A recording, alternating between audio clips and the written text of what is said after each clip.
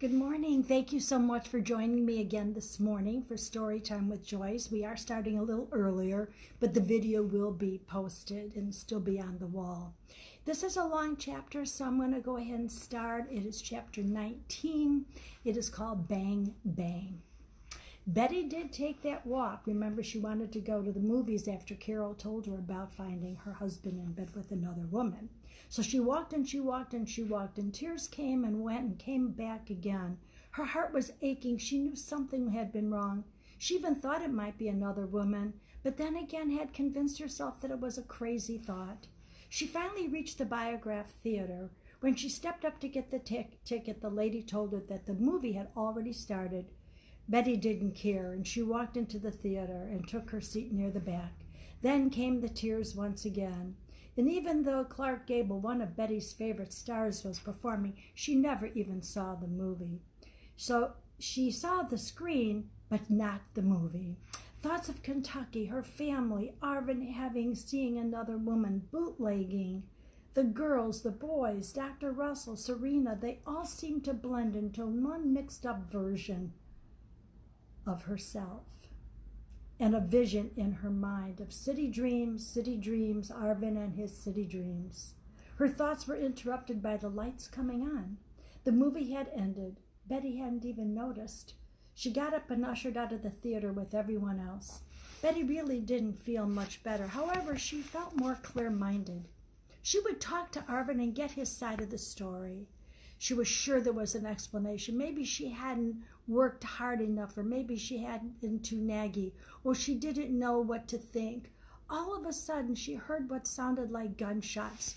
She had heard that noise before with all the crime that had been running rampant in the city. These shots sounded different. They were closer. Unbeknownst to Betty, she had been sitting in the theater with John Dillinger.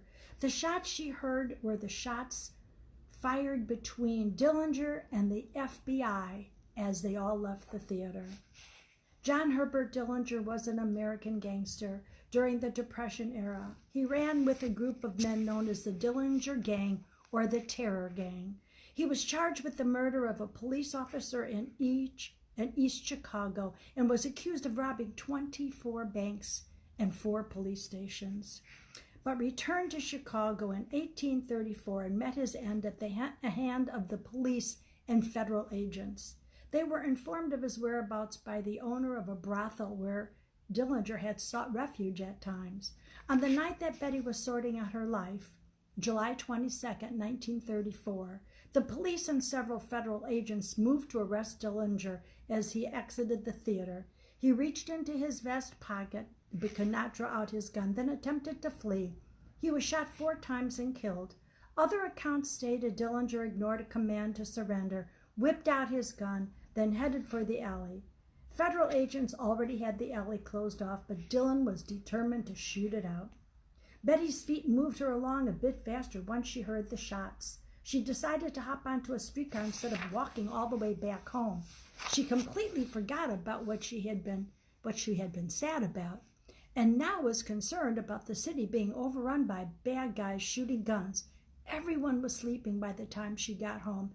Betty decided to have a cup of tea and calm herself down before she slipped into bed beside her husband, the husband who had just cheated on her, the husband who has been lying to her, the husband who had city dreams. The next morning went just like every other morning. Ruth and Carol left for school. Arvin left for his fake short hours job at the factory, and Betty left to take care of the boys. There was no conversation between Betty and Arvin. As Arvin was on his way to his brothel, he thought to himself, Betty knows. Carol told her, I just know it. Well, he was glad in a way, so he no longer had to keep up the loving husband charade, although the loving part had been missing for a long time. Now he must make a decision. He was wondering what was in Betty's mind. On the way to her job, she felt tired, emotionally tired. Betty knew she needed to stay focused watching 3 little ones, so she decided to put her thoughts away and put one foot in front of the other. By the time she reached the home of the boys, her mind was still full of thoughts of the day and the night before. She just wanted to get through the day somehow without crying.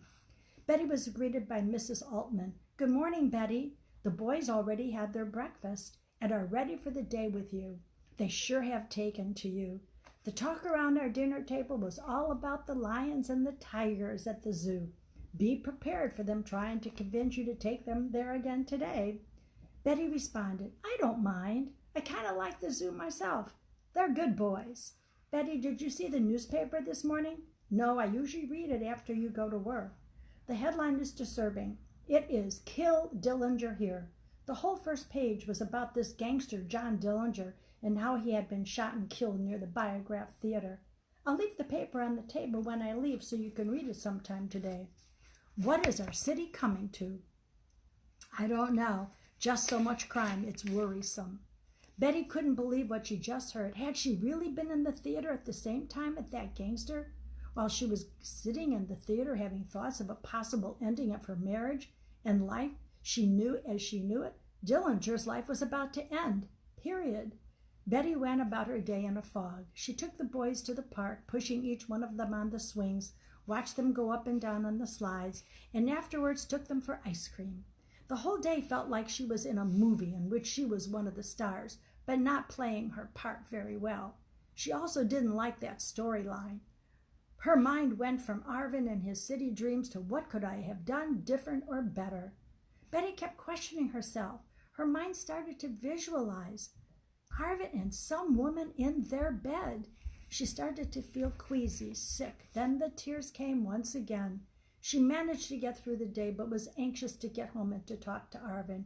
As she started to climb the stairs to their apartment, she wondered what Arvin would say. Well, she didn't have too long to wait now since she was home. As soon as Betty got home, she said, "Ruth, take Carol down to the drugstore for a soft drink. I want to talk to your pa when he gets home, which should be in any second." "Oh, Mama, do I have to?" Ruth complained. "Yes, I don't want you girls around this evening," Betty answered. "All right," Ruth said reluctantly. Ruth begrudgingly left and took Carol. As they were leaving, they met Arvin coming in. Neither girl acknowledged him. "Glad you're home, Arvin. I want to talk to you," Betty said as soon as Arvin walked through the door. "Betty, you mean you want to nag at me, don't you?" Arvin responded. "Arvin," Betty said harshly, "I know what you want to talk to me about. It's all about what Carol told you, right? Well, it's true, and I'm sorry." "Why, Arvin? Haven't I been a good wife?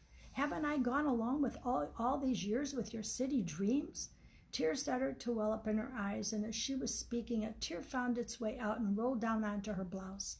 "Yes, but that's your job. The truth is, I've been bored since we stopped bootlegging, maybe even before. During that time, I met a lot of interesting people, different kinds of people, lots of things to talk about. You never had anything interesting to say. You nag me about everything. You're not interested in sex no more. In short, you're boring." Betty tried to contain herself, but the tears started to flow until she started sobbing. She didn't know what to think. She didn't know what to say. She just stood there. "Stop crying and say something," Arvin demanded.